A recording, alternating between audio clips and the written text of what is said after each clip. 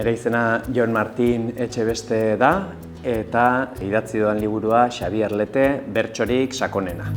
Euskal Literatura Saileko 25. liburua dugu hau. Nere tesiaren ondorengo lan bat da, Xabier Leteri buruzkoa, eta bertan irakurleak topatuko du batetik Xabier Leteren biografia, bere garai historikorako hurbilketa bat, eta batez ere bere kantek bertsolaritzarekin ze harreman duten. Juan Gartziaren Txirritaren baratzea liburua hartu eta haren metodologiatik edan eta aplikatu dut liburu honetan.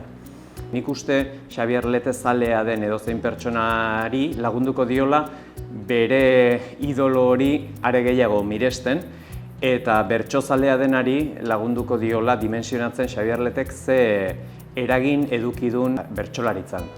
Eta hau liburu bihurtzeko lana batez ere kimaketa lana izan da, kimatzen lan bat, non divulgaziora eraman dugun akademikoki idatzitako zerbait eta ahalik eta laburren, ederren eta goxoen idatzi dugun egindako ikerketa.